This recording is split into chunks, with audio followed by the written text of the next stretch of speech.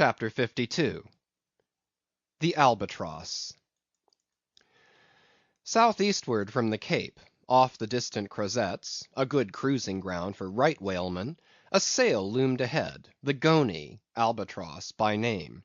As she slowly drew nigh, from my lofty perch at the foremast head I had a good view of that sight so remarkable to a tyro in the far ocean fisheries, a whaler at sea and long absent from home.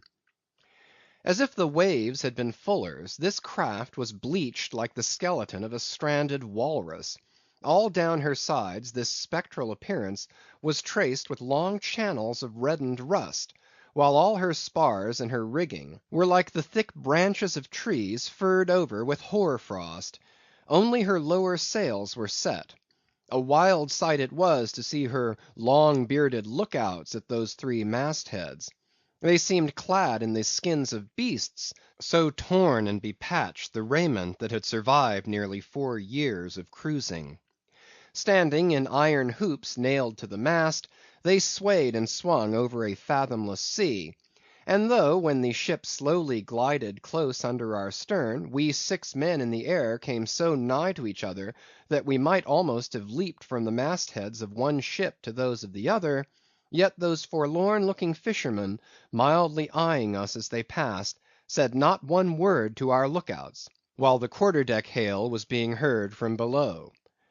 "Ship ahoy! Have ye seen the white whale?" But as the strange captain, leaning over the pallid bulwarks, was in the act of putting his trumpet to his mouth, it somehow fell from his hand into the sea, and the wind now rising amain, he in vain strove to make himself heard without it. Meantime his ship was still increasing the distance between.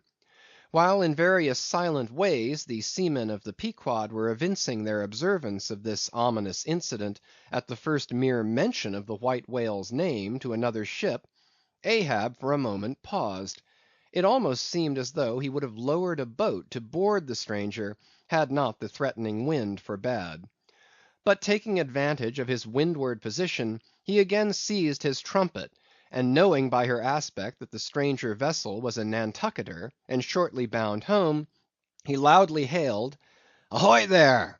This is the Pequod, bound round the world. Tell them to address all future letters to the Pacific Ocean.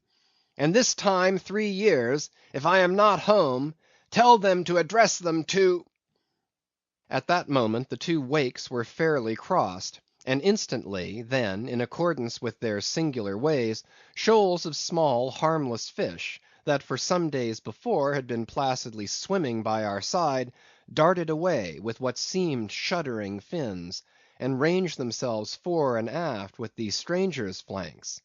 Though in the course of his continual voyagings Ahab must often before have noticed a similar sight, yet to any monomaniac man the various trifles capriciously carry meanings. "Swim away from me, do ye?" murmured Ahab, gazing over into the water. There seemed but little in the words, but the tone conveyed more of deep helpless sadness than the insane old man had ever before evinced. But turning to the steersman, who thus far had been holding the ship in the wind to diminish her headway, he cried out in his old lion voice, "Up helm! Keep her off round the world!" Round the world! There is much in that sound to inspire proud feelings. But whereto does all that circumnavigation conduct? Only, through numberless perils, to the very point whence we started, where those that we left behind secure were all the time before us.